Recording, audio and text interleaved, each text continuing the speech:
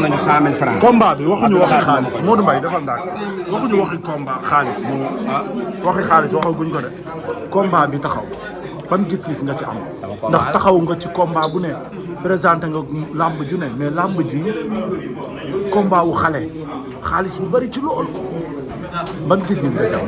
gis-gis bi ma ci am mooy dañu toll ñoom foo xamante ne dañu war a fayeeku xaalis bu bari toll foo xamante ne dañ leen a war a fay lu cher ñu yéene leen ko bi gis loolu mooy waral ñuy wax yenn combat yi combat bi xam ne li ci xale yi fayeeku mosuñu ko fayeeku te xalaatuñu woon ne dinañ ko fayeeku ci heure bi ci laal kon nag sant yàlla li rek lañ ci bëgg ñoom ñu am yegg fu ci gaay yi yegg am xaalis li ñoom Balla Gaye amoon ñoom ñu am ko c'est tout amul leneen mu mel ni waaw dama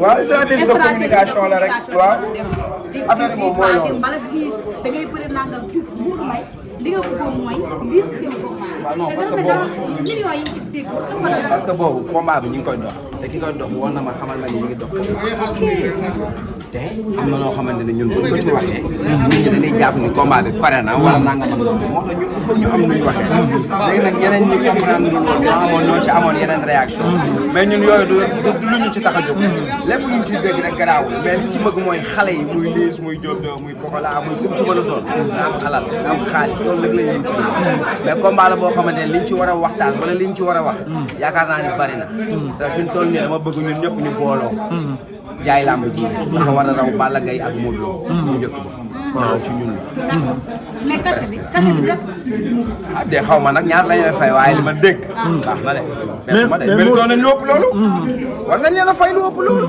ay xale lañ dañuy neexal làmb dañuy feesal esat maa ngi nii ba jërëjëf Diop jërëjëf Modou mu mel ni fi mu toll nii man dafa am benn gis-gis bu ma gis mooy Modou Mbaye saa yu génnee wax xale yi xaalis bi lay bañ mu rëcc leen parce que am na ñoo xamante ni ñoo leen ëppoon tur ëppoon leen mbooloo xaalis bi rëcc na leen mais saa yu Modou waxee pour xaalis bi bañ leen a rëcc ñoom ñu gis ni Modou da leen a xaalis bi lañuy bañ mu rëcc leen parce que lii comme ci rëccoon ci ñoom ñaar góob mooy ni keneen dina la ko fay ndax loolu rek lañ ci bëgg ba pare bëgg ñoom xale yi ñu xam ne ñoom ëllëgu làmb ci ñoom la ne te ëllëgu làmb fii ngay commencé fayakoo lu cher ba jëm ci kaw fi mu toll nii ñoom kamuñu ki ci daan ak ki ci daanu mbër mu mag lay doon parce que lim bi ñu fayeeku mosu koo fay nañ bàyyi ba beneen yoon après ñu waxtaan naa incha allah waaw dama bëgg waaw incha allah mais Diop damaa tardé noo def combat bi li ma jaaxal mooy da nga indi stratégie boo xamante ni ci njabootu làmb kenn mësu koo gis mooy ñëpp di génn naan Diop 2 Liss Ndiago mooy combat bi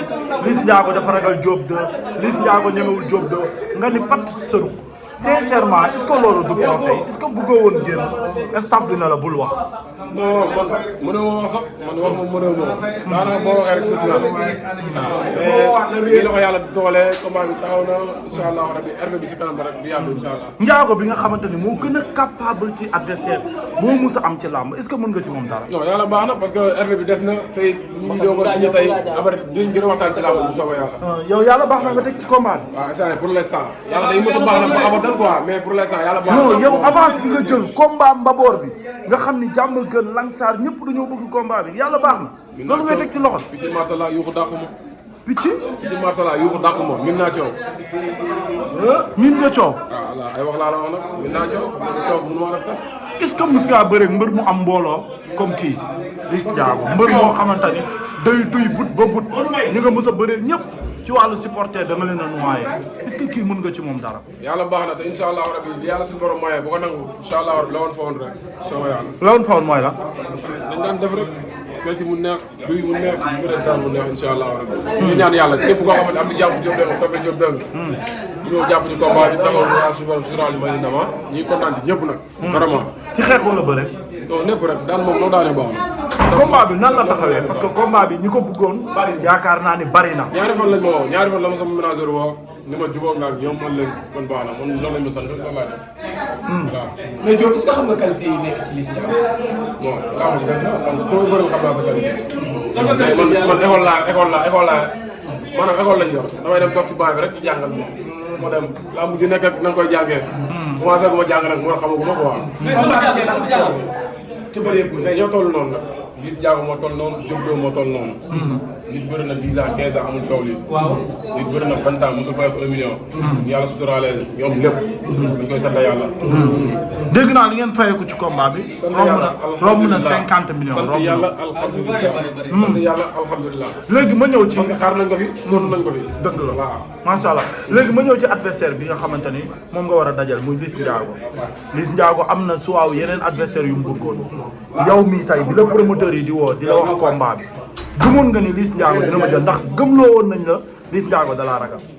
ah mais man yooyu yëpp gëmmu ko man daal sama xaalis moom bu ñu génnee togos taawul bi def yëpp garaawul man daal foofu laay lambee man lambee moo ay dara ak ay explication voilà ba xaalis bi génnee rek lamb taxaw na. xaalis bi génn na de. li ko wala day wax doomu taxawalul lamb bu xaalis génnee ku ne jot li nga war a jot lamb ja taxaw démarre fi dool yow góor booy naan départ na yëmbal yëpp départ na kon yëmbal nañ yëg ni Diop départ na doom am na combat yëpp départ na laa la wax yëpp départ na jaajëf bis man jëlu ma ko waaye yëmbal ñoo ko jëlee seen bopp waaye yëmbal ñoo jëlee bis bi seen bopp incha allah rabbi ñu xam dara yoo xam ne lu ñu gën a avancé day gën a xam yëpp yëmbal fan leen bis bi toll lu ñu gën a avancé rek ñu nga gën a xam soxla yàlla gëmoon nga sa carrière di ko bëri gis.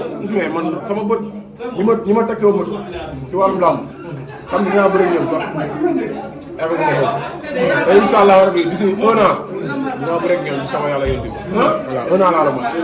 yi wax nañu ñëpp wax nañu tey lan ngay wax waa Sénégal ci bis bi nga xamante ne ni moom nga taxawal mu war a am après incha allah. asalaamaaleykum maa ngi nuyu ñëpp ku si nekk sa tur ak sa sant di nuyu Abdoulaat di nuyu Soxna Abdou Aziz waa Batora ñëpp jël nuyu bi di ko teg sama loxo grand frère Ousmane di nekk sama grand frère la nekk nit ku baax ku am ku bëgg njaboot bëgg ay rakam seetaan benn yoon benn waaw maa ngi sant ñëpp nag ñu fi ñëw ñu fi teew leen daal bu ma amee lu may wax ñaari mbër yi laa koy wax nañ jaay suñuy produit woo sponsor yi ñu ñëw ñu liggéey parce que liggéey la un jeune buy liggéey na ko ñëpp jàppale rek ñu ànd liggéey kese te ñu respecté contrat yi waaw noonu daal maa ngi sant ñëpp nag di gërëm ñëpp daanaka mu ne ma wax. lamb boo wax dëgg yàlla préparation lamb boo wax promotion. boo wax lamb wax yu bees yi nga xamante ne que ñu ngi ko ciy def. te Batora production bi ngi soog a ñëw. kon yaakaar naa ne yaa ngi koy laaj léegi di ma wax ci préparation Batora lan la ñu war a proposer. ci préparation combat. ah macha allah parce que am nañ benn salle bu ñu war a tijji sax Sébi xam naa première phase face to face fa lañ koy defee au mois de décembre incha allah peut-être après bu ñu jàppee date rek xam naa dañ ko annoncé incha allah am na yeneen tamit yeneen yoo xam ne ñu ngi koy waaj mais lañ si def code rek incha allah. sama yaay dañuy def code moom. dañ def code rek yàlla baax. yàlla sottal. amiin sama yaay kon tëjal jotaay bi rek. ñu daal di. tëj bi daal di signé parce que dañu war a signé. d'abord sant yàlla li fi génn lépp njariñ la. ñi fi wax ñëpp ay macha allah ay borom xam-xam. di gërëmaat la presse. bi ñuy ñëw li ñu owoon bariwut. mais ni làmb ji toll moo lay wax ne damay séen presse bi di dugg ba sama sax damay far jaaxle. donc nag mu wane ne événement bi moo toll noonu. donc ñi ngi santaat yàlla bu baax lim la ko waxee léegi. am na ñi ngi préparé benn salle musculation mag fële ci Sébi. bëgg nañ def première sortie mbër yi. fa lañ bëgg a defee première face to face comme ni mu ko waxee. waaye nag ak leneen làmb ji nag ubbeeku na pour ñëpp. boddi wuñ kenn parce que lii ñëpp a ko bokk. na ci ñëpp gis seen bopp. ngeen ñëw ñu ànd ci liggéey. bu ko defee dina tax ki jël lu toll nii investissement bu toll nii mu def ko ci dana sawar bu ëllëgee pour mën a indi yeneen plateau. parce que dañu daan am su musaan dëgër ci yenn combat yi. da daan am lu leen daan boole. li leen daan boole mi ngi fi ba tey. mais mi ngi dépendre ci comme lu mel nii.